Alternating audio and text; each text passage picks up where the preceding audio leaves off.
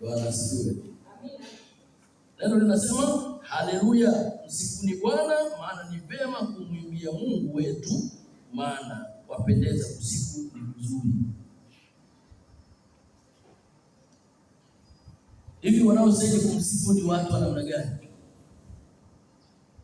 Wenye chuki, kwa maana waliochukizwa, wenye huzuni, wenye furaha.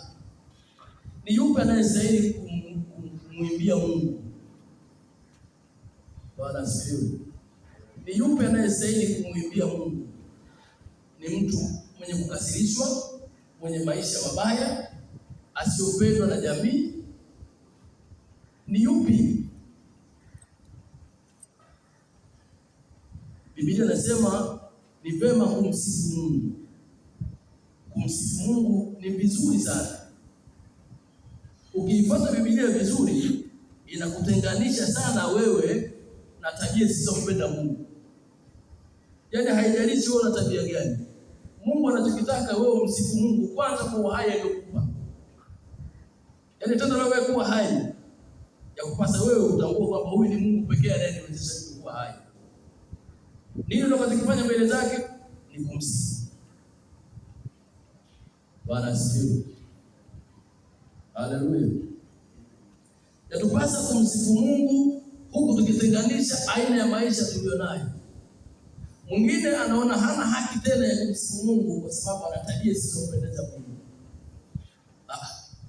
Tabia zako zitarekebishwa kutokana na vile utakavyozidi kufundishwa namna ya Mungu kuishi naye. Mungu atusaidie sana. Siku moja nilikuwa sehemu fulani.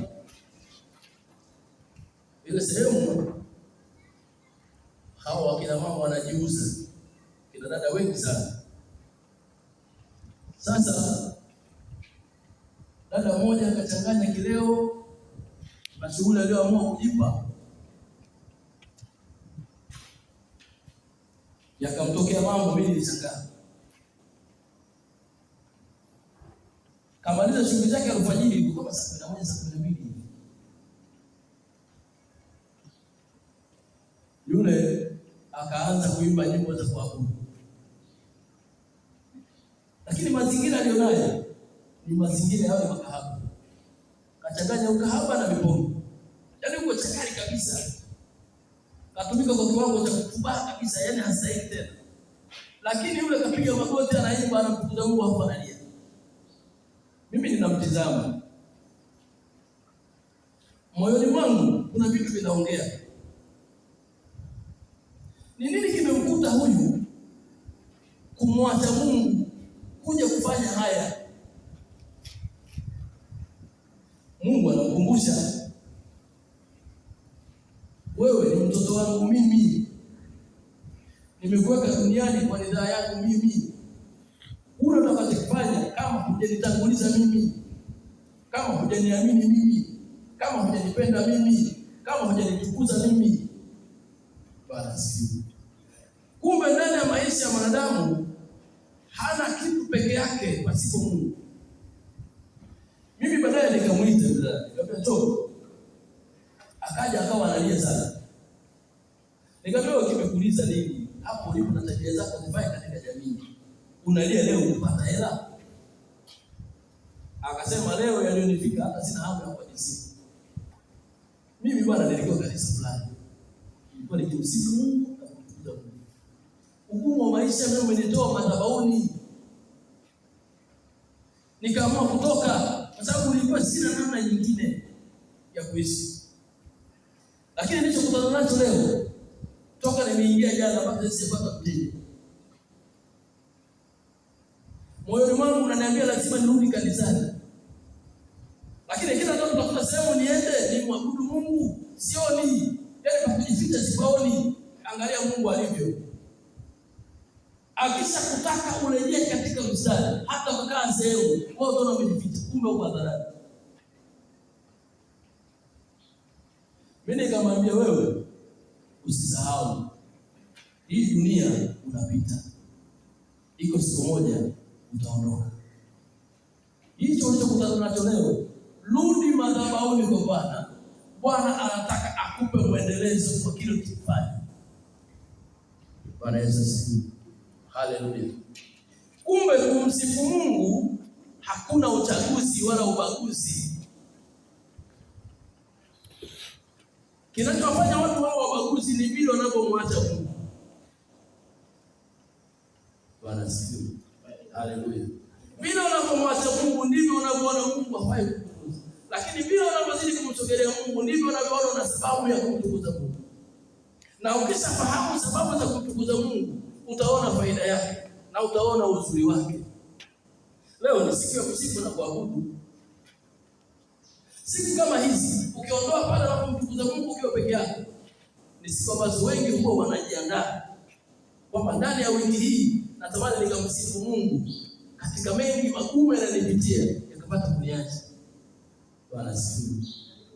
Aminini jambo moja. Katika sifa watu huwa wanapona. Katika sifa watu huwa wanabarikiwa. Katika sifa Mungu huisha watu. Bwana asifiwe. Yaani uzuri wa Mungu kwenye kumsifu ni vile anavyoachilia baraka juu ya watu waliomsifu. Uzuri wa Mungu kumsifu ni vile Mungu anapokuondolea magonjwa. Uzuri wa Mungu kumsifu ni vile anavyosifu kukupa tumaini la maisha yako na ufalme wake. Ndio maana wengine siku kama za leo huwa wanamsifu Mungu kwa machozi. Wenzetu waliopita wakiamua kumsifu Mungu palikuwa patoshi. Kwa sababu walijua wanamsifu Mungu mwenye sifa zipi. Bwana asifiwe. Unajua kumsifu Mungu kama hujui sifa za huyo Mungu, huwezi kumsifu Mungu. Mtu kama Daudi alimsifu Mungu akijua sifa zake. Akijua uwezo wa Mungu. Akijua alikomtoa. Ndio maana aliposema leo ninataka nimsifu Mungu, alimsifu Mungu kwa kiwango ambacho hata watu walishangaa. Uko tayari leo kumsifu Mungu na watu washangaa? Bwana asifiwe. Yaani usimtizame mtu kwa sababu hapa wala ukuja na mtu. Hapa wala huna ule uzaliwa naye. Hapa tumekutana hemani mwa Mungu. Tumekuja kumwimbia Mungu. Tumekuja kufanya ibada. Tumekuja kumwabudu Mungu. Tukitoka hapa tukiangalia kwa nyuma, kila mtu ana mifumo yake ya familia. Mwingine anatokea Songea, mwingine anatokea Moshi, mwingine anatokea Kilimanjaro, mwingine anatokea Kigoma, mwingine anatokea wapi. Lakini mbona tuko hapa?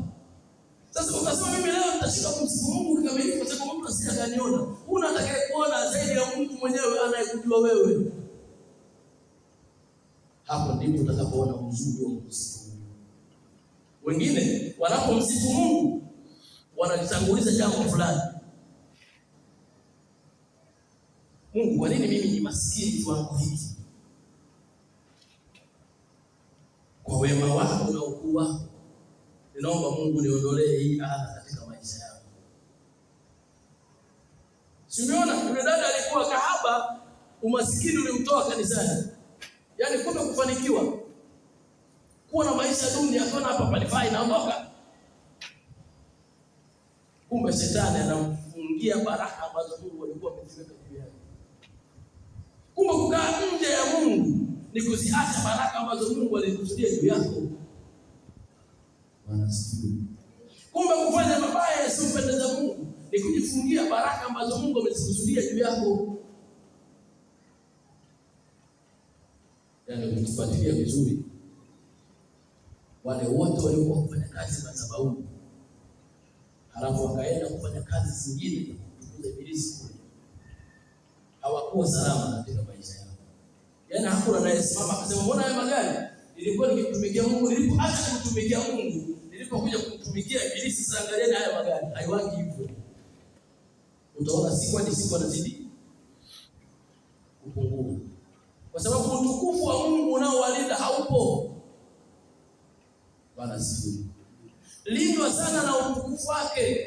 Utukufu wa Mungu unalindwa na mtu anayemjua Mungu kwa sifa zake, kwa matendo yake, kwa uwezo wake. Ukimjua Mungu kwa sifa zake, matendo yake na uwezo wake, Mungu atakuweka sehemu kwa ya utukufu wake, kwamba utalindwa na ule utukufu wake, utaguswa. Bwana asifiwe. Haleluya. Haleluya. Leo ni siku gani? Tupasa kupanga. Yatupasa kujipanga. Mungu anasema anaketi katikati ya sifa. Mungu anaketi katikati ya sifa. Sifa zipi Mungu zitakazomfanya aje akae katikati? Kwanza mioyo iliyotakaswa. Bwana asifiwe. Pia kumpenda Mungu kwa moyo wako wote. Yaani huwezi kusema unampenda Mungu kwa moyo wako wote ikiwa ndani yako kuna kitu umekunja. Huyo Mungu haangalii hicho, anaangalia moyo. Yaani moyo wako ukimwazia mtu mabaya, moyo wako ukimchukia mtu, moyo wako ukinia jambo lolote ambalo haliendani na yeye, hata ukamsifu hata sikia, kwa sababu kila anachotaka kutoka kwako akipati. Yatupasa kuachilia kwanza vilivyo ndani yetu ili tumuone Mungu katika maisha yetu. Bwana asifiwe. Haleluya. Ufanye kuwa moyo wako wenye kumhitaji Mungu. Nimejifunza kuishi katika imani. Nimejifunza kuishi kwenye imani. Ninaposoma Biblia na Mungu anaposema mpende Bwana Mungu wako kwa moyo wako wote. Mwanzo nilikuwa napata tabu sana. Sasa moyo wangu wote utampendaje Bwana Mungu kwa sababu na mambo yangu mengine? Kumbe ukimtanguliza Mungu kwa kila jambo na ukayaacha mabaya, ndio chanzo cha kumpenda Mungu kwa moyo wako wote. Bwana asifiwe. Haleluya. Haleluya. Usitishwe na nyakati mbaya unazopitia. Usitishwe na namna maisha yanavyokupiga. Usitishwe hata hao matajiri waliogombea wanaiacha ardhi hii na dunia hii. Au hamjaona matajiri wanakufa?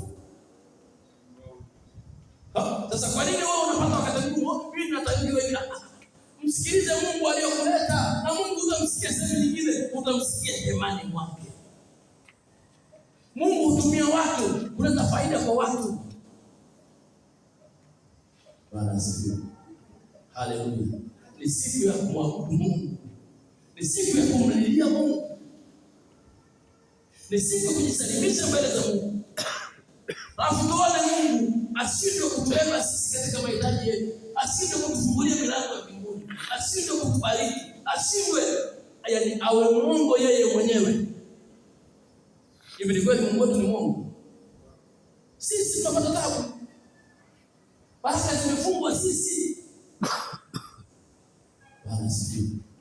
Haleluya. Tusichanganye. Tutumie nafasi ya kumsifu Mungu, kurejesha ufahamu wetu kwa Mungu, kumpenda Mungu kwa tabia zetu, kumpenda Mungu kwa mioyo yetu, kumpenda Mungu kwa kila kitu, kwa maana ya kuacha yote kumtazama Mungu pale msalabani. Ni jambo gani linamshinda Mungu? Na wewe jambo gani linakushinda?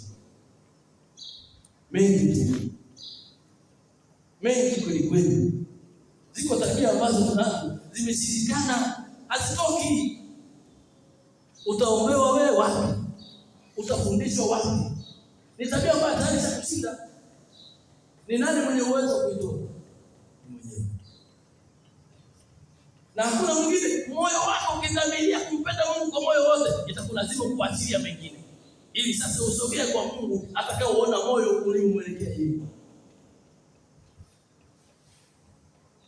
Mungu anamwambia Yoshua, mtumishi wangu Musa ameondoka. Simama wewe wabebe hao wana wa Israeli. Kama nilivyokuwa na Musa, ndivyo utakavyokuwa na wewe. Bwana asifiwe. Zile tabia za Musa nilizomuonyesha nitakuonyesha wewe. Mungu anautengeneza moyo wa Yoshua ili apate kumpenda Mungu pasipo kuingiza mashaka. Mpende Mungu ili katika kumsifu na kumwabudu umuone Mungu katika maisha yako. Mungu anamtengeneza Yoshua ili atoke katika mawazo ambayo hayatakuwa na utukufu mbele za Mungu. Inawezekana Yoshua alikuwa anawaza kwamba sasa Musa atafika hapa sababisha. Kama Mungu alimpenda Musa, basi inawezekana hata kwa mtu mwingine kumpenda ni ngumu. Yaani maneno ambayo atakayesema nayo mtu ndani, hata wewe pia unaweza kusema. Kwamba utajiri mimi sikuandikiwa. Bali nikiwa hao mimi ni wa hivi. Mungu anakuambia toka hapo. Uache moyo katika mawazo mabaya. Niwazie mimi kwa moyo wako wote. Uone nitakapokubariki, uone nitakaposema na wewe, uone nitakapokuinua. Bwana asifiwe. Haleluya. Haleluya. Lazima tujenge kanisa kwa kupiga hatua kuja juu. Na hatutapata muda wa kumjenga mtu kama sio hapa. Na Mungu anatumia watu kuinua watu. Siku kama hizi za leo, watu wanakuja kanisani wala wajui wanaenda kufanya nini. Bwana asifiwe. Haleluya. Hawajui, wao wanajua kwamba Jumapili ni kwenda kufanya ibada na kurudi. Na hata ukimuuliza baada ya ibada, leo tumejifunza nini? Wala hajui. Kwa sababu ndani yake hana dhamira ya kubadilisha mifumo alionayo, bali ana akili ile ile na roho ile ile na mawazo yale yale. Kumpenda Mungu hapo. Tutapata wapi kumsifu tena Mungu kama hatumpenda? Bwana asifiwe. Haleluya. Ni siku ya kusifu na kuabudu. Natupasa kujua maisha tunayoishi tuitengeneze haki siku hizi. Unajua kusifu na kumwabudu Mungu ni masaa yote na ni muda wote katika maisha yako. Yaani hata ukiwa nyumbani kwako yakupasa uweze kumsifu Mungu kwa sababu anachokifanya ndani yako. Hivi umetoa shilingi ngapi kwa Mungu wewe? Umetoa nini kwa Mungu? Nenda pale hospitalini. Wako watu kuongea hawawezi. Wanaumwa. Na wao walikuwa wazima kama wewe. Walikuwa majeuri kama wewe. Lakini wako pale wameshabanwa. Mungu atusaidie. Ile ni foleni. Siku zote wanasema hivi. Ile ni foleni. Tengeneza njia zako. Itakapofika foleni yako, njia zitakusaidia. Bwana asifiwe. Haleluya. Njia zitakuponya. Unashangaa mko wawili mnatembea barabarani. Mmoja anagonga na gari anakufa wewe umebaki. Huna ujanja wote. Ni ile neema ya Mungu. Inakulinda. Lakini sio kukulinda tu. Mungu anakupenda. Sasa anapokuambia rejea hapa ili ujue matendo yangu makuu na wewe kufanya shingo ngumu. Haina shida. Bwana asifiwe. Haleluya. Haleluya. Kuna kitu kimoja nitakiongea hapa. Chenye ni kirefu kidogo. Hichi ni kirefu kidogo. Yaani namna ya mambo yanayojitengeneza katika maisha ya kanisa, katika maisha ya watu. Msione hivi. Watu nje hawapendezi na nyinyi mnayokuja huko ndani. Yaani wala hakulishi wala kupita chochote isipokuwa anakasirishwa tu, kwa nini wewe unafanya ibada? Hebu angalia hizi roho hizi. Mungu atusaidie sana. Lakini wewe wakati hicho kinatokea, wewe unayefanya ibada ukimwamini Mungu kwa kila jambo, ukimwamini Mungu kwa moyo wako wote, hakuna atakayekugusa. Hakuna uchawi hapo. Isifika zaidi. Yaani uchawi wa kumwamini Mungu kwa 100% ndio kinga maisha yako. Ndio kinga baraka zako. Ndio kinga mafanikio yako. Yaani hakuna ilisi kiunoni wala hakuna ilisi popote utakapoweka ili kukupa mafanikio. Wewe unakuwa mlinzi wa ilisi kama hujui. Mganga anakupa ilisi na anakuambia ilisi utabadilisha kila unapovaa suruali utaiweka huko. Hakikisha kila unapopo unakuwa nayo. Sasa ilisi inakulinda na ilinda. Ule ni uhuni, waganga wahuni. Anakutengenezea kitu fulani, kachukua nywele za masikioni sio wapi, kafunga kanyona, kaambia wanaona hiyo nywele yako. Kata suruali sehemu fulani, ingiza. Tembea nayo hiyo, ukiacha misi, masharti kwa umekosea. Adhabu unaipata kila unagusa. Kila mkono unagusa. Wewe umekuwa mtumwa wa kidude kidogo. Unamwacha Mungu kwa sababu ya hofu ya dunia. Unamwacha Mungu kwa sababu hujui. Lakini jua faida ya Mungu hivyo. Huna atakachokishika mkononi, bali utukufu wa Mungu utakuzunguka. Kila hatua yako ni hatua yenye ukombozi, kwa sababu unaijua siri ya Mungu. Hata kofi moja ziliona.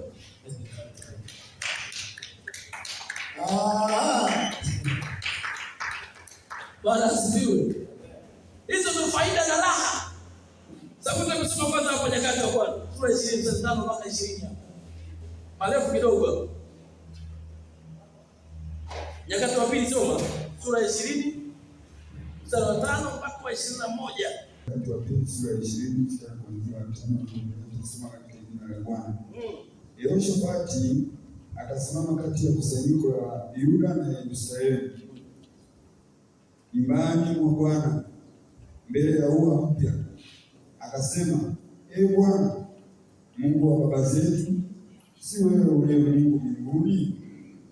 Tena si wewe utawalaye falme zote za mataifa? Na mkononi mwako mna kusimama kinyume chako, si wewe, Ee Mungu wetu? Sikilizeni vizuri Yehoshafati anachozungumza hapo, mnauweza. Nitarudia mstari wa 6, nitarudia. Anasema hivi, Yehoshafati akasimama kati ya kusanyiko la Yuda na Yerusalemu nyumbani mwa Bwana mbele ya ua mpya, akasema, Ee Bwana Mungu wa baba zetu, si wewe uliye Mungu mbinguni? Tena si wewe utawalaye falme zote za mataifa? Na mkononi mwako mna uweza na nguvu, asiweze mtu yeyote kusimama kinyume chako. Si wewe, Ee Mungu wetu, uliowafukuza wenyeji wa nchi hii mbele ya watu wako Israeli, ukawapa wazao wa Ibrahimu rafiki yako hata milele? Nao walikaa humo, wamekujengea patakatifu pa jina lako humo, wakisema, yakitujia mabaya, upanga, hukumu, au tauni, au njaa, tutasimama mbele ya nyumba hii na mbele zako. Simama kidogo. Ngoja kidogo. Anasemaje huyo Yehoshafati? Sio wewe. Sio wewe Mungu mwenye uweza. Sio wewe. Hata ikatokea rabsha yoyote, si ni wewe ambaye tuponya sisi na kututetea? Yaani huyu anawaaminisha watu kwa maombi anayemwambia Mungu juu ya wanadamu. Bwana asifiwe. Bwana asifiwe. Yaani namna gani anawaondoa watu hofu kwa changamoto wanazoziona? Namna gani anawajenga watu kwa kuaminisha Mungu na uwezo wake? Endelea tena kidogo. Tutakwenda kidogo kusema dakika zenyewe chache. Sipendi nikapate wewe. Yakitujia mabaya, upanga, hukumu, au tauni, au njaa, tutasimama mbele ya nyumba hii, mbele zako, maana jina lako limo katika nyumba hii, na kukulilia katika shida yetu, nao utasikia na kuokoa. Unasikia hiyo?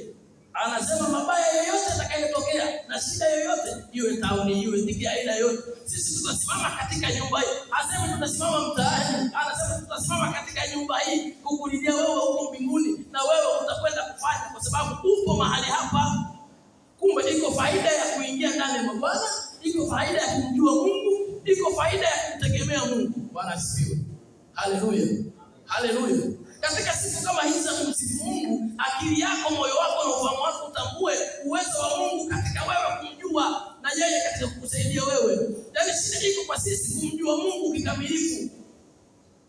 Huyu anazidi kutuaminisha uwezo wa Mungu na nguvu zake katika maisha yetu sisi. Hakika katika nyakati zozote anazosema huyu kwamba Mungu hatatupungukia. Endelea kidogo.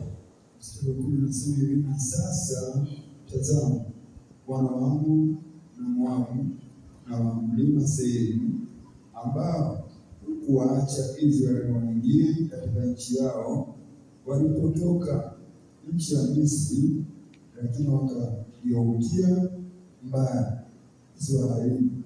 Tazama jinsi wanavyotulipa wakija kutupa toka milki yako uliyotulibisha. Ee Mungu wetu, je, utawahukumu? maana sisi hatuna uwezo juu yetu, wala hatujui tufanyeje, lakini macho yetu yatazama kwako. Ngoja hapo kidogo, msikilizeni huyu mtu vizuri. Endapo watu wanakutafuta ili wakuangamize, endapo watu wanakutafuta ili wakufilisi, endapo watu wanakutafuta kwa hila yoyote, anatuaminisha kwamba tunapomwamini Mungu kwa 100%, yeye atakuwa msaada wa yale ambayo sisi tunayapitia. Mungu atusaidie sana. Ni jambo gani limemshinda Mungu katika maisha yako? Hakuna jambo lililomshinda Mungu katika maisha yako, ila wewe umekuwa na uelewa mdogo juu ya Mungu anayekwenda kuyafanya na uwezo wake katika maisha yako. Shida iko hapo tu. Mungu atusaidie sana. Tungefahamu zaidi uelewa wa Mungu na uwezo wa Mungu juu ya maisha yetu sisi, yaani namna ya elimu hii ingeingia ndani yetu sisi, tusingeshindwa na jambo. Anatuaminisha kwa ulinzi wa maisha yetu na kwa kila jambo. Endelea tena kidogo. Mstari wa 13 unasema hivi: wakasimama Yuda wote mbele za Bwana, pamoja na wadogo wao na wake zao na watoto wao. Ndipo Yahazieli mwana wa Zekaria mwana wa Benaya mwana wa Yeyeli mwana wa Matania mlala wa wana wa Asafu akajibiwa na roho ya Bwana katikati ya kusanyiko, akasema, sikieni Yuda wote na nyumba yao Yerusalemu, na wewe mfalme Yehoshafati, Bwana awaambia hivi, msiogope wala msifadhaike kwa ajili ya jeshi kubwa hili, kwani vita si yenu bali ni ya Mungu. Ndio unamsikia anachokisema? Bwana asifiwe. Haleluya. Wako watu waliokusanyika hemani mwa Mungu kwa majina aliyotajwa. Mungu alikwenda kusema na mmoja wapo katika wale. Hiyo ndio faida ya kukusanyika. Msije mkasema mchungaji pekee ndio anastahili kusema na Mungu. Mungu anaweza, si kuna mfalme asifate hapo. Lakini Mungu anasema akainua mtu katikati yao. Sio hivyo? Yule mtu aliyemuinua katikati yao akaenda akawaambia maneno ya Mungu kwamba msiogope. Haya unayaona hamtayaona tena. Mungu yuko pamoja na nyinyi katika haya yote. You never know what's right. Inawezekana ni wewe Mungu anakusema na wewe. Vile unapoonyesha jitihada na kutaka kumjua Mungu, Mungu akakutumia wewe kwa ajili ya taifa la Tanzania. Mungu akakutumia wewe kwa ajili ya taifa la Afrika nzima. Mungu akakutumia wewe kwa ajili ya dunia. Bwana asifiwe. Sasa ukisema mimi ninakaa nyuma, unaacha kutimiza wajibu au unashindwa kutimiza wakati Mungu anahitaji malengo yatimie kupitia wewe. Sasa tatimiza vipi wakati akuoni hemani mwako? Uko mbali. Unasema bana ya Mungu atajua mwenyewe. Mungu haambiwi hivyo. Rudi hemani hapa. Mungu akufanye kwa nabii. Bwana asifiwe. Rudi hemani hapa, Mungu akutumie. Endelea hapo kidogo. Kesho shughuli juu yao, tazameni wanakwea kwa kupandia sisi, nanyi mtawapata kwenye mwisho wa bonde mbele ya jangwa la Yerueli. Hamtahitaji kupigana vita. Jipangeni, simameni, kauona wokovu wa Bwana ulio pamoja nanyi, enyi Yuda na Yerusalemu. Msiogope wala msifadhaike, kesho tokeni juu yao, kwa kuwa Bwana yu pamoja nanyi. Yehoshafati akasimama akainama kichwa kifudifudi, wakaanguka mbele za Bwana Yuda wote na wakao Yerusalemu, wakimsujudia Bwana. Na Walawi wana wa Kohathi, baada ya maneno hayo, wakaanguka wakamsujudu Mungu. Bwana asifiwe. Baada ya maneno yale ya mtu wa Mungu, wakaanguka wakamsujudu Mungu. Jamani, maana yake wale wote tayari mioyo yao ilisakubali kuyaacha yote. Tumaini lao lilikuwa kumwangalia Mungu kwa 100%. Ndio maana Farao aliposema sasa tumsujudie Mungu, na walipomsujudia. Endelea hapo chini. Kuna vitu vizuri hapo chini kidogo. Sura ya 19 nasema na Walawi wana wa Kohathi na wana wa Korathi wakasimama ili wamsifu Bwana Mungu wa Israeli kwa sauti kuu sana, Wakaamka asubuhi na mapema, wakaenda nje katika jangwa la Tekoa. Nao walipokuwa wakitoka, Yehoshafati akasimama akasema, nisikieni, enyi Yuda nanyi wenyeji wa Yerusalemu, mwaminini Bwana Mungu wenu, ndivyo mtakavyothibitika. Waaminini manabii wake, ndivyo mtakavyofanikiwa. Naye alipokwisha kufanya shauri na watu, akawaweka wawe watakaomwimbia Bwana na kumsifu katika uzuri wa utakatifu. Ngoja kidogo. Baada ya kuamka kwenda kule jangwani, Yehoshafati anawakumbusha jambo. Anawaambia muaminini Mungu. Bwana asifiwe. Kwa nini asiseme msiamini kitu kingine? Kwa sababu alijua kumwamini Mungu ndio kila kitu cha maisha yao na katika safari yao. Anasema muaminini Mungu. Baadaye anatengeneza timu ya kumsifu Mungu ndani ya wale wanaomwamini Mungu. Ndani yao kulikuwa wapiga vinanda humo, ndani yao kulikuwa keyboard humo, ndani yao kulikuwa wapiga gitaa humo. Sikiliza watu wa Mungu. Ukiwa ndani ya Bwana, Bwana atainua vipawa katikati yako, nao utamtumikia Mungu ukiwa na amani nafsini mwako. Bwana Yesu asifiwe. Haleluya. Haleluya.